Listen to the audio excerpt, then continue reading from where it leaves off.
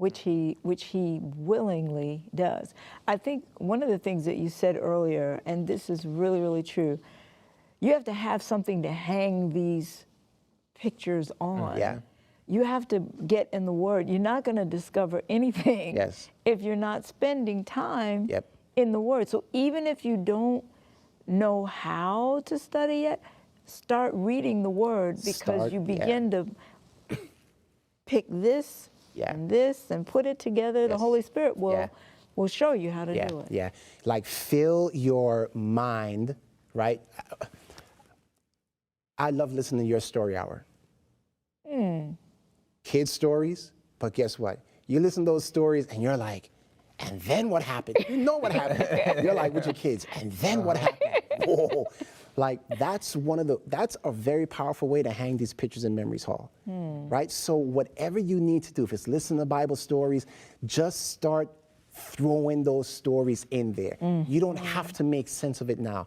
Put them in there and you'll begin to see, when you train your mind how to begin to think in pictures, like it just comes to life in an amazing way, So touch on the Daniel statue. You know I want you to get to that. You know I want to hear that.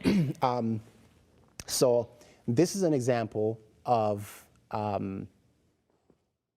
learning how to think in pictures, right? This is a paradigm shift, if you will. And let me say this, I like to say this, God has given every one of us a camera, and it's this right here. Now, you know, some of us have old cameras, and I don't mean age, I mean, you remember how, you know, you used to have to develop a picture in the old days? Oh, yeah. And it took like hours and hours and hours. Yes. So some of us have those kind of cameras, and others of us have like iPhones and, you know, Samsungs. You read something and you're like, boom, I see that, right? And so if you have an old camera, don't be discouraged, right? Because the more you train your mind to think phototheology, to think in pictures, to think in dimensions, the easier it's going to become. You'll be reading a text and you will just see that text becomes living, because, and you guys have seen it on the set of, you know, Salvation Signs and Symbols. You know, James and I are talking, and while he's talking or while I'm talking, one of us is like, hold on, please stop. Do you see what we just read? No, everyone's like, no, look at this. And all of a sudden, we all see something that we had not seen before. That's what we want. We want to learn, we want to see this Bible, the text begin to just pop off the page. When we're moving and it's moving, like, whoa, look at this. It becomes not 3D, but 5D, right? And so, I'm gonna use an example. I'm not even gonna use that example because we will get in trouble. So I'll just use a different example.